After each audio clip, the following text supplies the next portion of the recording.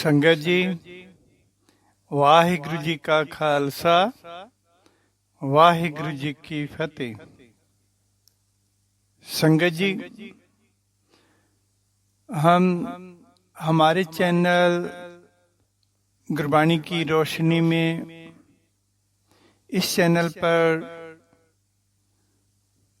उन विषयों पर बात कर रहे हैं, कथा विचार कर रहे हैं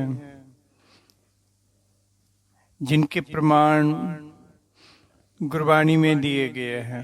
श्री गुरु ग्रंथ साहिब जी की वाणी में जो जो प्रमाण दिए गए हैं,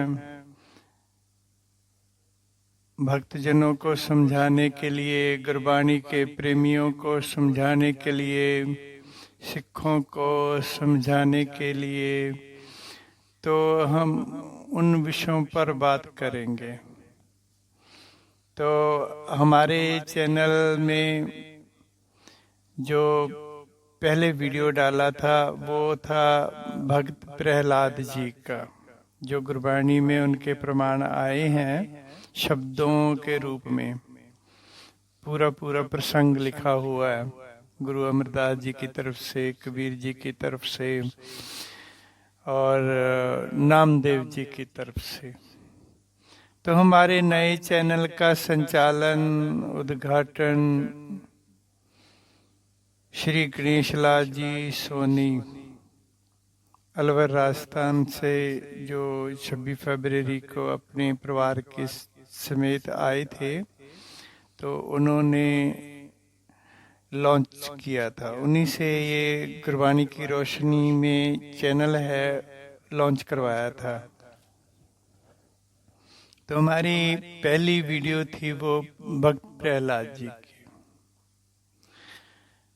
तो आज के विचार में हम बात करेंगे श्री कृष्ण जी के, श्री विद्र भक्त जी की और दुर्योधन की। इस शब्द में श्री गुरु ग्रंथ साहिब जी में सतगुरु जी दो बातें करते हैं। कबीर जी के द्वारा उच्चारण किया गया शब्द, जिससे गुरु जी हमें समझाते हैं कि जो दुर्योधन राजा है हस्तिनापुर का, उसके अंदर अहंकार भरा हुआ है। वो अहंकार से बिल्कुल भरा हुआ, वो भगवान को भगवान नहीं मानता और वो शुभ कर्मों से भी बहुत दूर है। और इस शब्द के द्वारा ये भी दर्शाया गया है कि दुर्योधन अपने अहंकार वाली मत से, शिष्टाचारी से भी बहुत दूर था। मेहमान नवाजी कैसे करते हैं, शिष्टाचारी कैसे करते हैं, उससे भी वो बहुत दूर था। और यहाँ पर कबीर जी विद्र का नाम जो इस शब्द में इस्तेमाल करते हैं, तो विद्र के द्वारा गुरु जी गुरबाणी में हमें समझाना चाहते हैं कि जो प्रेमी होते हैं, जो प्रभु के भक्त होते हैं, तो प्रभु ना तो उनकी जात पात देखता है और ना ही उनकी सेवा में जो उनताइयाँ होती हैं, गलतियाँ होती हैं, मिस्टेक्स होती हैं, वो भी नहीं देखता। आप ऐसे मत सोचा करो कि हमसे गलती हो गई है, पाठ करते करते ये मिस्टेक हो गई है, वो मिस्टेक हो गई है, हम ऐसा नहीं कर पाते, वैसा नहीं कर पाते, तो हम तो पापी हुए, हमसे तो पाठ पूजा होती ही नहीं है सही तरीके से।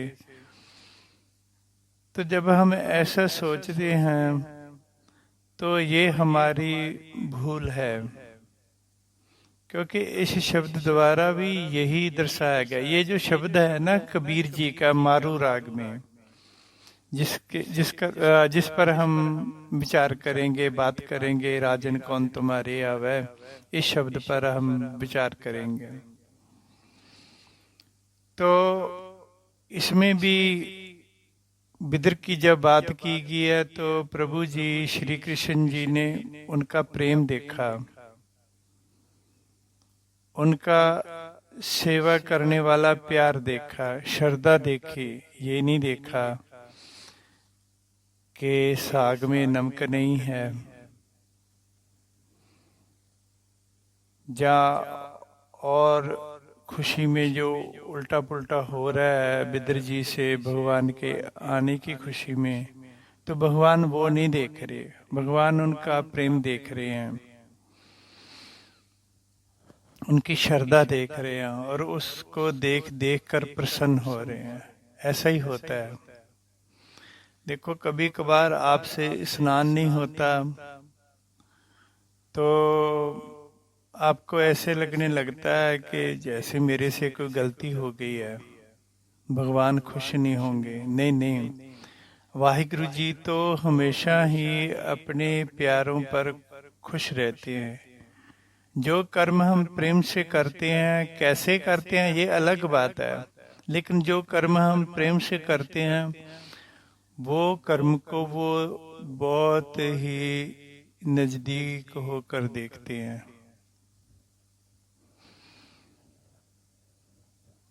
देखो जब कभी आप कहीं विपदा में फंसे हुए हैं, आपने प्रभु के आगे अपनी सहायता के लिए अरदास बेनती करनी है, प्रार्थना करनी है, तो आप खड़े भी ऐसी जगह पे हैं जैसे किसी फैक्ट्री में काम कर रहे हैं, हाथ गंदे हैं, पैर गंदे हैं, जगह गंदी है, कहीं भी खड़े हैं, रास्ते में खड़े हैं, खेत में खड़े हैं, फैक्ट्री में खड़े हैं, ड्राइव कर रहे हैं, कुछ भी कर रहे हैं,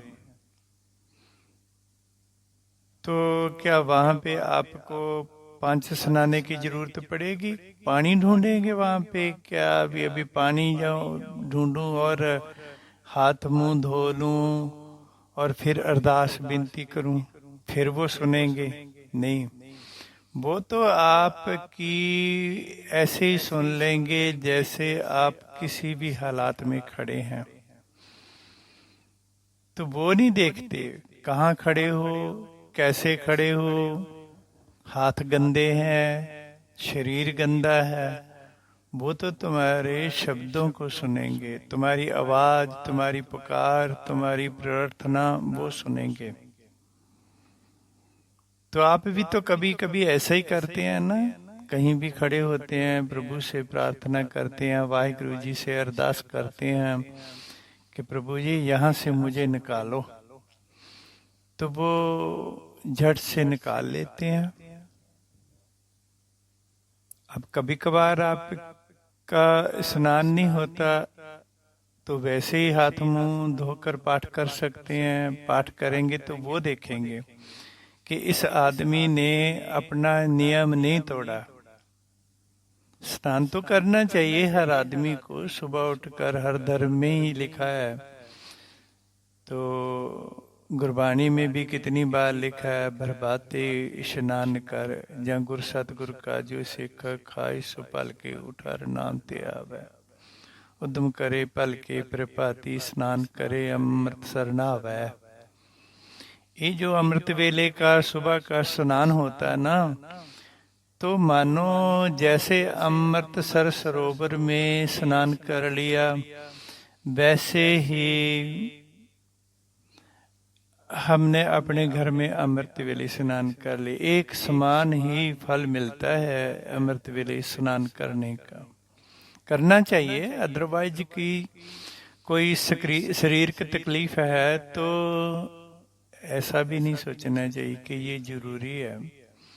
हाथ मुंह धोकर अपना नियम निभाओ, क्योंकि प्रभु जो है वो आपका नियम देखते हैं। हाँ, ये बात जरूरी है कि जो आप गुरुवाणी का शब्द पढ़ रहे हैं, जहाँ गुरुवाणी पढ़ रहे हैं, नित्यनेम कर रहे हैं, वो शुद्ध होना चाहिए।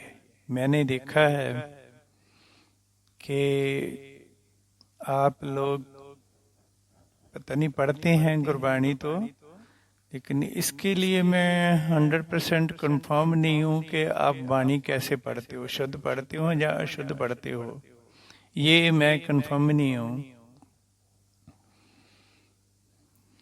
लेकिन वो गुरबाणी शुद्ध होनी चाहिए। कोई भी मंत्र है वो भी शुद्ध पढ़ना चाहिए। गलत गुरबाणी पढ़नी, अशुद्ध वाणी पढ़नी, अशुद्ध मंत्रों का जाप करना, उसका कोई फल महात्म नहीं मिलता। तो आपका नियम सही होना चाहिए। आपके नियम में प्रेम होना चाहिए, श्रद्धा होनी चाहिए, बहुत जरूरी है। भगवान वो ही देखते हैं, आपका कर्म देखते हैं, कैसे करते हैं, उल्टा सीधा करते हैं, गलती से हो जाता है, उल्टा हो रहा है आपसे, लेकिन वो अपने आप ही सीधा कर लेंगे ना। आप कर्म करो, वो सीधा अपने आप कर लेंगे। जैसे एक माई बोल रही थे ना गुरु गोविंद सिंह जी को, जी हम बख्शनहार तुम पापी, दया करो। लेकिन अंदर से तो वो बोल रही थी ने तुम बख्शनहार मैं पापी, दया करो। अंदर से वही निकल रहा था, मुंह में आकर, मुख में आकर तो वो उसके बोल थिड़क रहे थे, कांप रहे थे, उल्टे सीधे हो रहे थे, लेकिन गुरु जी उसको सीधा कर रहे थे अपने आप। आप माथा टेकते हो गुरु जी को, श्री गुरु ग्रंथ साहिब जी को टेकते हो, अपने इष्ट देव को माथा टेकते हो, तो इसका मतलब क्या होता है? क्योंकि जो हमारे मस्तक के लेख होते हैं वो प्रभु जी ने हमारे मस्तक पर, माथे पर लिखे होते हैं। तो वो उर्दू की तरह मान लो या वैसे लिख लो कि प्रभु ने अपनी भाषा में हमारे कर्म उल्टे करके लिखे होते हैं, और जो हम अपने कर्मों से उनको सीधा करना होता है, जहाँ धीरे धीरे वो हम भोगते रहते हैं। तो अपने इष्ट देव को नमस्कार करना, गुरु जी को बार बार नमस्कार करना, ऐसे हो जाता है जैसे किसी स्टैंप के अक्षर उल्टे होते हैं। तो जब उसको कागज पर लगा देते हैं तो वो सीधे दिखाई देते हैं और सीधे हो जाते हैं। जब आप बार बार गुरु जी के चरणों पर अपना माथा रखते हैं तो हमारे माथे के उल्टे लेख जो होते हैं, अक्षर होते हैं, वो सीधे हो जाते हैं। यही कारण होता है बार बार नमस्कार करने का। संगत जी, जो हमारा विषय चल रहा है हमारे चैनल गुरबाणी की रोशनी में, वो हिंदी में चल रहा है, और गुरबाणी के पदों पर, गुरबाणी के शब्दों पर जो विषय दिए गए हैं प्रमाण के तौर पे, प्रमाणों के तौर पर, उन पर ही हम बात करते हैं। उन लोगों के लिए है, सबके लिए है, कोई सुन सकता है, सुने, सभी हिंदी में सुने। तो जो पंजाबी पूरी तरह समझ नहीं पाते तो उनके लिए ये चैनल स्टार्ट किया। लेकिन हमने ये चैनल स्टार्ट किया अभी तक तो जैसे आप सभी लोग सुनते हो, सभी को पता, लाइव में भी बोला गया कि हमने चैनल स्टार्ट किया हिंदी का, लेकिन सब्सक्राइब तो अभी 100 भी नहीं हुआ। तो आप क्या पंजाबी से प्यार करते हैं, हिंदी से प्यार नहीं करते, हिंदी को मानते नहीं है? भी हिंदी गाने पर आप नाच तो लेते हो, लेकिन हिंदी में कथा नहीं सुन रहे आप, और उसको सब्सक्राइब भी नहीं कर रहे। ये कैसी बात है? और सब कुछ हिंदी में चाहिए मुझे। पृथ्वीराज कपूर से लेकर विक्की कौशल तक की फिल्में हमें हिंदी में चाहिए, वो देख लेंगे, लेकिन काम की बात हिंदी में नहीं सुनेंगे। ये तो अजीब सी बात होगी ना। चैनल बने हुए अभी 4 दिन हो गए, तो 4 दिनों में तो हमारा 1000 से ऊपर का सब्सक्राइब होना चाहिए था। पुरानी संगत है, सुनने वाली संगत है, पावर ऑफ गुरबाणी चैनल सुनती हैं, और गुरु नानक बाणी पाठशाला चैनल सुनती हैं। पावर ऑफ गुरबाणी चैनल पर लाइव में बताया गया कि हमने चैनल स्टार्ट किया है गुरबाणी की रोशनी में, तो अभी तक किसी ने सब्सक्राइब भी नहीं किया। तो ये तो वक्फवाद वाली बात होगी ना। तो मैंने तो कहा मेरे साथ तो वही रहेंगे जो हमारे जैसे हैं। देखो, हम दूसरी भाषा में अपनी गुरबाणी की बात करेंगे तो ही गुरबाणी हर आदमी के दिल तक पहुंचेगी। जो अच्छी इंग्लिश बोल लेते हैं उनको गुरबाणी की ट्रांसलेशन इंग्लिश में करनी चाहिए, और दूसरे धर्मों के लोगों के पास जो हिंदी पंजाबी नहीं समझते उनके साथ गुरबाणी के विषय पर इंग्लिश में बात करनी चाहिए। हिंदी वालों के साथ हिंदी में बात करनी चाहिए, क्योंकि गुरबाणी का असर, गुरबाणी का प्यार, गुरबाणी का दिया, गुरबाणी की शिक्षा का दीपक हर हृदय में जगना चाहिए। ये हमारी इच्छा है, हम चाहते हैं ये, और मेरी मंजिल भी यही है और मेरा मार्ग भी यही है कि हर हृदय तक, हर हृदय के पास गुरबाणी की लौ पहुंचा दूं। ये मेरा विषय है, जिंदगी का टारगेट है मेरा, निशाना है मेरा। ये आपकी तकलीफें, आपका काम, आपकी अरदासें, ये मेरा काम नहीं है, मैं कर रहा हूं, लेकिन मेरा काम तो गुरबाणी हर हृदय तक पहुंचाना है। गुरबाणी के लिए श्रद्धा और प्यार पैदा करना है आपके हृदय में। ये मेरा टारगेट है, इसी काम के लिए मैं दुनिया में आया हूं। ये तो आपकी बात सुन लेता हूँ, आपकी दुख तकलीफ की बात करता हूँ, प्रभु से प्रार्थना करता हूँ ताकि आपको गुरबाणी से प्यार हो जाए। लेकिन गुरबाणी से प्यार कम ही है, आपका काम से ही है। तो आप ज्यादा से ज्यादा इस चैनल को सुने, सब्सक्राइब करें। ये मैंने बोल रखा है, अभी सबको पता भी है, इतने बड़े इकट्ठ में मैंने ऐलान भी किया है, इस चैनल के बारे में बताया भी है, लेकिन फिर भी आप तो वही बात कर रहे हैं जैसे दूसरे लोग करते हैं, जो भाषा में फर्क समझते हैं। भाषा किसी के माँ बाप की नहीं है, किसी प्रेसिडेंट के बाप की नहीं है, किसी देश वालों, बहुमत वालों के बाप की नहीं है भाषा। ये हमारे गुरु ग्रंथ साहब जी में बहुत सारी भाषाओं में शब्दोच्चारण किए गए हैं। पाली में है, ब्रज भाषा में है, पंजाबी में है, गुरमुखी में है, हिंदी में है, फारसी में है, अरबी में है, पर्शियन में है, इंग्लिश में है। ऊंच नीच तुमसे तेरे ऑल संसार, ऑल उत लिखा आल संसार, पंजाबी में आड़ी करना लल्ला जजा, आल संसार। ऊंच नीच तुमसे तरे, ऊंच हे प्रभु, ऊंच उत्तम जाति के और नीच जाति के लोग आपकी दया से तर गए। अब बीच में रह गए जानवर, पंछी, पशु, कीड़े मकोड़े, तो वो नहीं तरेंगे क्या? उच्च जाति और नीच जाति के ही तरेंगे? नहीं, गुरु रविदास जी आगे बोलते ऑल संसार, उच्च नीच भी तरेंगे एंड ऑल सारे तर जाएंगे। पशु है, पंछी है, वृक्ष है, मच्छर है, छिपकली है, सांप है, सब तर जाएंगे। ऑल। सुसंगत जी, हम अपने विषय की बात करते हैं। आज का हमारा विषय है कबीर जी की वाणी जो मारू राग में है, राजन कौन तुम्हारे आवे। तो इस विषय में श्री कृष्ण जी हैं, विदुर जी हैं और दुर्योधन है।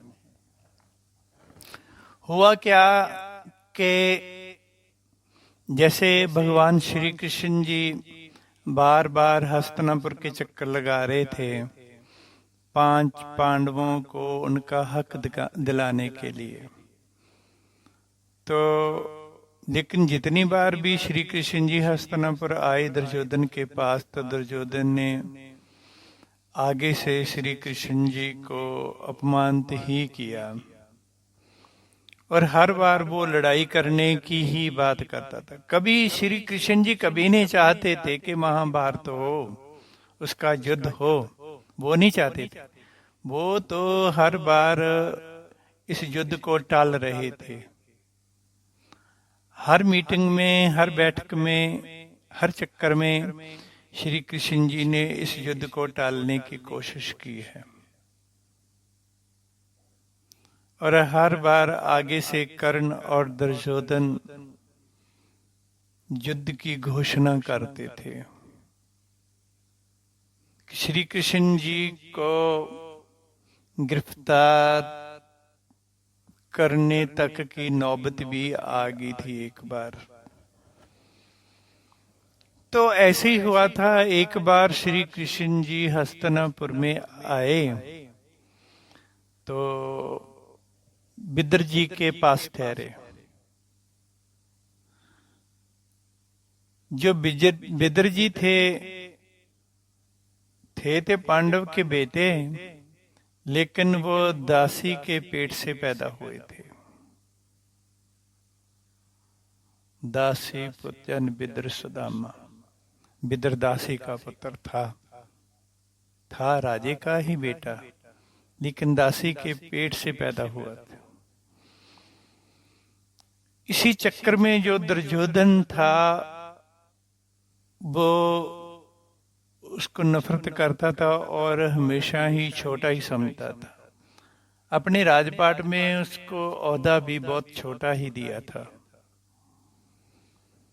तो श्री कृष्ण जी जब हस्तिनापुर में आए तो वो श्री विदुर जी के पास रात रहे। जब विदुर जी ने सुना कि हमारे घर श्री कृष्ण जी आए हैं, तो वो अपने काम पे थे, घर आए जल्दी जल्दी। तो घरवाली भी बहुत प्रसन्न, बहुत खुशी में है, विदुर जी भी बहुत खुशी में है कि भगवान जी उनके घर आए हैं। तो श्री कृष्ण जी की सेवा के लिए वो खाना वाना तैयार कर रहे थे। तो खुशी में उनको पता ही नहीं लग रहा था क्या बनाएं, क्या करें। तो उन्होंने, सीजन था सर्दियों का, तो साग तो सर्दियों में हर घर में ही बनता है। ये तो हमने पंजाबियों ने ही फेमस कर रखा है इसको, मक्की की रोटी, सरों दा साग। लेकिन सरसों का साग तो पूरे भारतवर्ष में ही बनता है सर्दियों में। तो विदुर जी ने,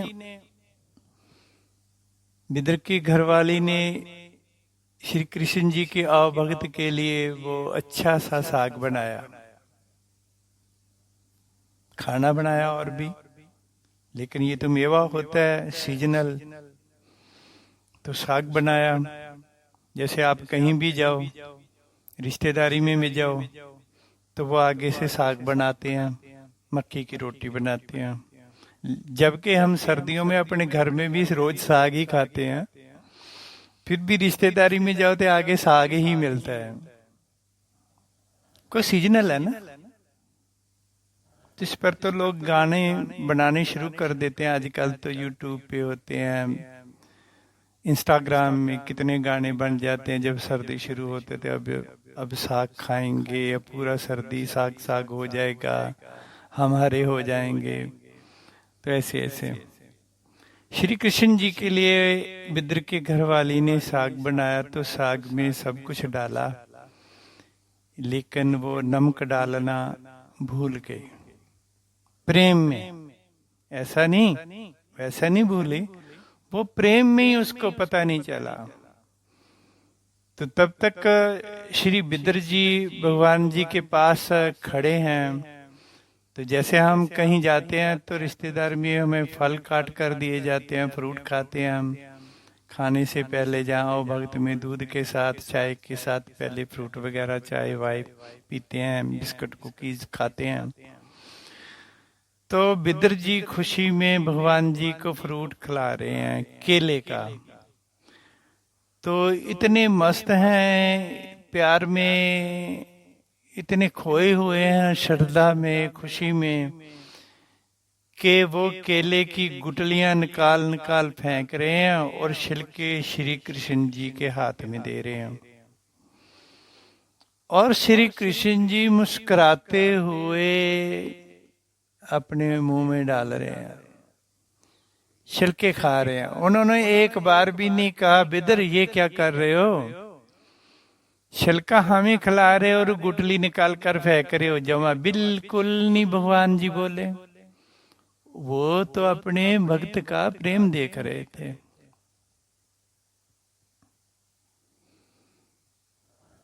भगवान छिलके खा रहे हैं बिदर जी के दिए हुए प्रेम में, और प्रेम में भक्त खिला रहा नहीं। कौन खिलाएगा किसी को छिलका? केले का छिलका थोड़े ही हम किसी को कितना मर्जी प्यार हो, किसी को केले का छिलका थोड़े खिला देते हैं, सेब का छिलका थोड़े खिला देते हैं। लेकिन भगवान खा रहे हैं, केले का छिलका खा रहे हैं प्रेम के वश होकर। जब रात को खाना खाया तभी साग में नमक नहीं था, तो वो भी भगवान जी ने नहीं कहा कि मुझे नमक ला कर दो, नमक नहीं है साग में। हाँ, आजकल ऐसा चलन हो गया, जो हमारे गुरु पिताजी थे वो हमेशा हमें टोकते रहते थे कि किसी के घर में जाकर नमक नहीं मांगना खाना खाते समय, अचार नहीं मांगना, सलाद में प्याज नहीं मांगना। प्याज खाने से तो वैसे गुरु पिताजी मना करते थे हमेशा, भी प्याज मत खाओ, स्मेल आती है मुंह से बात करते समय, पाठ करेंगे तो स्मेल आएगी भगवान जी को।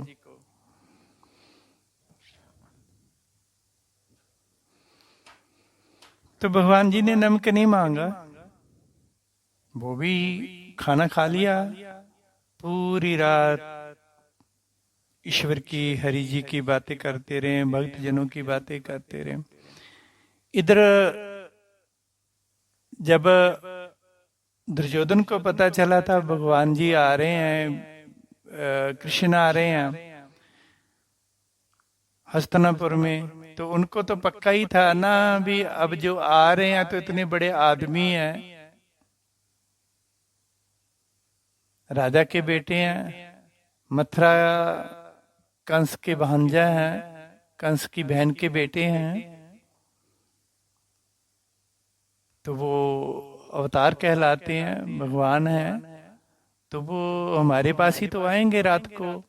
तो भगवान कृष्ण जब आएंगे तो उनको अच्छा खाना खिलाएंगे, हमें भी अपनी राजनीति और ये राजकाल दिखाने का मौका मिलेगा, और रात भर कृष्ण से बातें करेंगे, उनसे कुछ सीखने को मिलेगा। बहुत विचारवान है श्री कृष्ण, उनसे कुछ राजनीति की बातें सीखेंगे, कुछ पॉइंट लेंगे उनसे, कुछ आशीर्वाद लेंगे उनसे, कुछ पता चलेगा क्या चल रहा है उधर बातों बातों में। तो उनके लिए तैयारी कर रखी थी दुर्योधन ने, अपने घर में खाना वाना बनवा रखा था, रात रहने की पूरी मूवमेंट प्लानिंग तैयार कर रखी थी, क्या क्या सुनना है, क्या क्या पूछना है, क्या क्या जानना है। लेकिन भगवान जी तो रात बिदर के पास ही रह गए। तो सुबह जब पता चला, संदेशा भेजा कृष्ण जी ने भी हम मिलने आ रहे हैं, तो दुर्योधन के अंदर फिर वही अहंकार जाग पड़ा। अब कृष्ण आएगा। अब रात तो पूरे श्रद्धा से भरा हुआ था, अपने मतलब के लिए बातें सुनेंगे, राजनीति सीखेंगे, काम की बातें सुनेंगे, कुछ अपना आप दिखाएंगे। लेकिन सुबह होते वो रात वाली श्रद्धा फुर्र हो गई, और सुबह वही जो उसके अंदर था वही बोल रहा था। दुर्योधन बोल रहा था, ये तो ग्वाले का ग्वाला ही रहा। मैंने तो सोचा ये राजे का बेटा है, बड़ों के साथ उठ बैठ करेगा, बात करेगा, लेकिन ये ग्वालों के घर रहा, उन्हीं ने पाला, उन्हीं का आश्रय केंद्र, इसलिए बिदर के पास चला गया। तो ने सोचा अब ये कृष्ण आएगा तो उनका खड़े होकर दरबार में सत्कार करना पड़ेगा। तो कुछ ऐसा करूं कि हमें कृष्ण के लिए खड़ा भी ना होना पड़े और उनसे बातचीत भी हो जाए। तो जब कृष्ण का आना सुना तो दुर्योधन अपने दरबार से या महलों से निकलकर घोड़ों के जो होते हैं वहां पे जा खड़ा हुआ, जहां पर घोड़े बांधे जाते हैं, उधर जा खड़ा हुआ कि यहीं पे खड़ा हो जाएगा, हाथी घोड़ों के पास में खड़ा हूं, देखने के लिए आया हूं, उनको लगेगा तो इधर ही मिल लूंगा मैं। जब श्री कृष्ण जी दुर्योधन को वहीं पे मिलने गए तो वो खड़े खड़े, उसको तो खड़े होकर सत्कार नहीं करना पड़ा, आदरमान नहीं करना पड़ा। तो चलो मेल मिलाप हुआ, बातचीत हुई। तो फिर दुर्योधन से तो रहा ही नहीं गया, क्योंकि उसके अंदर का जो वो अहंकार था, जो उसकी आदत थी, जो उसकी नेचर थी, वो बाहर निकल आई। कहने लगा कृष्ण को, हे कृष्ण, मैंने तो सोचा था कि आप राजा के बेटे हो, कंस के भांजे हो, कंस की बहन के बेटे हो, तो आपके अंदर राजनीति होगी, बड़प्पन होगा, आपका राजाओं वाली शान होगी, राजाओं वाली सोच होगी। लेकिन आदमी के अंदर से वो कभी नहीं जाता। इंसान जैसा खाता है, जैसे लोगों में रहता है, इंसान के अंदर वो ही रहता है, वो जाता नहीं है। आपने ये सिद्ध कर दिया कृष्ण जी कि आप ग्वालों के घर में पले हो, ग्वालों में ही रहते हो, गाय बकरियां भेड़ें चारते हो, तो वैसी ही आपने अपनी अकल या अपने आप को दिखा दिया। वो हमारी जो दासी का बेटा है विदुर, उसके पास रहे, आप मेरे पास नहीं। मैं तो आपका इंतजार करता रहा, हमारे पास रहते, अच्छा खाना खाते और रात भर बातें करते। तो जो श्री कृष्ण जी ने दुर्योधन से कहा, वो कबीर जी इस शब्द में उच्चारण करते हैं। ये शब्द राग मारू का है, कबीर जी का उच्चारण किया हुआ। तो वो शब्द ऐसे है जो इसमें जो ये कृष्ण और दुर्योधन और विदुर का प्रसंग है, इस शब्द के द्वारा ऐसे प्रमाण दिया गया। राजन कौन तुम्हारे आवे। जब हम इस शब्द को पढ़ते हैं तो ऐसे पढ़ते हैं, राजन कौन तुम्हारे आवे। तो इसका विश्राम कहीं भी दिखाई नहीं देता। ऐसे बोलना है जैसे राजन शब्द है, इसके ऊपर थोड़ा रुकना है। जैसे कि हम किसी को सुनाते हैं, कुछ कहने के लिए बोलते हैं, कैसे, राजन कौन तुम्हारे आवे। श्री कृष्ण जी ने दुर्योधन से कहा, अरे राजन, तुम्हारे कौन आवता है, तू तो श्रद्धाहीन व्यक्ति है, तेरे अंदर तो श्रद्धा है ही नहीं है। तू मेरे को भगवान कब जानता है, भगवान भी नहीं जानता। तू तो हमें आदमी भी नहीं जानता। इसलिए हे राजन, राजन कौन तुम्हारे आवे, अरे राजन तुम्हारे कौन आवता है, तू तो श्रद्धाहीन व्यक्ति है। ऐसो भाओ बिदर को देखियो, ओह गरीब मोहे भावै। रहाओ। इस पंक्ति का अर्थ है कि श्री कृष्ण जी कहने लगे, मैंने तो बिदर में ऐसी श्रद्धा और प्रेम देखा है कि मुख से कुछ कहा ही नहीं जा सकता। इसीलिए तो वह गरीब बिदर मेरे को सदा अच्छा लगता है और मेरे मन को भावता है।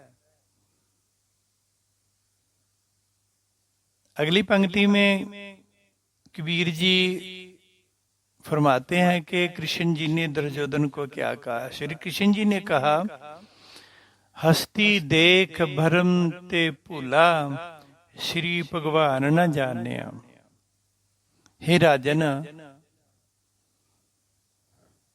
तेरे पास कौन आता है, तू तो श्रद्धा से हीन है और तू सदा ही हाथी घोड़े राजपाट और पदार्थों के अहंकार में ही रहता है और तू इन्हीं के भरम में ही मेहमान नवाजी भी भूल गया है। तूने मुझे श्री भगवान जानकर तो माना ही नहीं। तू तो मुझे आज भी ग्वालों का बेटा ही समझता है। तेरे अंदर तो हस्ती देख भरमते भूला, तू हाथी घोड़े राजपाट पदार्थों के अहंकार में ही मेहमान नवाजी भी भूल गया। तू तो शिष्टाचार ही भूल गया कि घर आए मेहमान का आदर कैसे करते हैं। तूने सोचा अभी दरबार में कृष्ण आएगा तो मुझे खड़े होकर आदर करना पड़ेगा, इसलिए तू घोड़ों के तबेले के द्वार पर आकर खड़ा हो गया ताकि तुझे खड़ा होकर मेरा सम्मान ना करना पड़े। तेरे अंदर तो ऐसा अहंकार है कि तू इसी भरम में मेहमान नवाजी भी भूल गया है। तूने मुझे श्री भगवान जानकर तो माना ही नहीं। तू तो मुझे आज भी ग्वालों का बेटा समझता है, जबकि मैं शरीर करके एक राजा का बेटा हूं और श्री हरि विष्णु जी का अंश हूं और अपने भक्तों को सदा प्रेम करता हूं और भक्तों का प्रेम देखता हूं। इसलिए कबीर जी कहते हैं, हस्ती देख भरमते भूला, श्री भगवान न जाने। तो आगे वाली पंक्ति में कबीर जी लिखते हैं, जो श्री कृष्ण जी ने बिदर को दुर्योधन को बोला, तो श्री कृष्ण जी दुर्योधन को कहते हैं, तू कहता है कि आप मेरे पास नहीं आए, मेरे पास खाना खाते, अच्छा खाना खाते। तो श्री कृष्ण जी कहने लगे, तुमरो दूध बिदर को पानो, अमृत कर मैं मान्य। हे दुर्योधन, तुम्हारा दूध भी पानी सामान्य मानता हूं मैं, तुम्हारा दूध भी पानी समान मानता हूं मैं, और बिदर जी का पानी भी मैं अमृत के समान जानता हूं।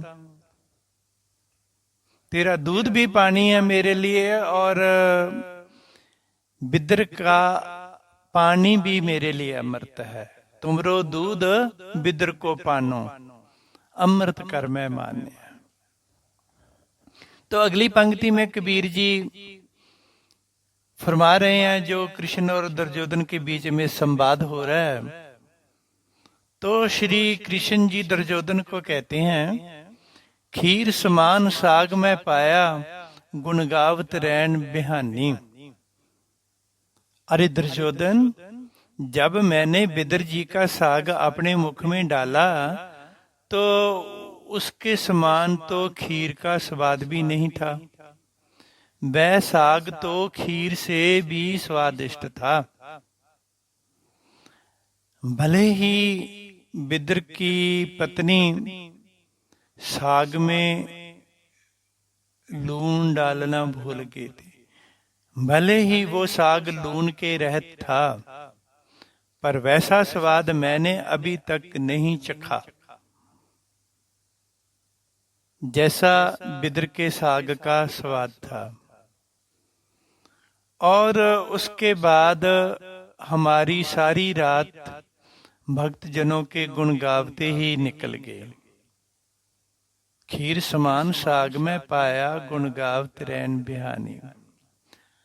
हे दुर्योधन, परंतु जब मैं आपके साथ रात गुजारता तो आप सारी रात राजनीति की बातें करते और नए नए षड्यंत्र रचते। तो इस शब्द के आखिर में श्री कबीर भक्त जी भगवान श्री कृष्ण की बात करते हैं, प्रभु की बात करते हैं, उसकी उपमा करते हैं, उसका बड़प्पन अपनी शब्द की आखिर वाली पंक्ति में फरमाते हैं कि कबीर को ठाकर आनंद बनोदी, जात न काहू की मानी। सुसंगत जी, कबीर जी कहते हैं कि ऐसा मेरा स्वामी आनंदी और कौतकी है, जो किसी भी जात पात को नहीं मानता और अपने भक्तों पर सदा प्रसन्न ही रहता है। सुसंगत जी, ये था कबीर जी का उच्चारण किया हुआ मारू राग में शब्द, राजन कौन तुम्हारे आवे। इस शब्द में जो प्रसंग है वो कबीर श्री कृष्ण जी, विदुर और दुर्योधन का है।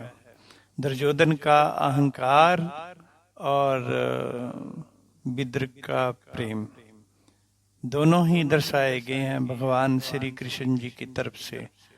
दोनों की बात की गई है। विदुर के प्रेम की उपमा की है और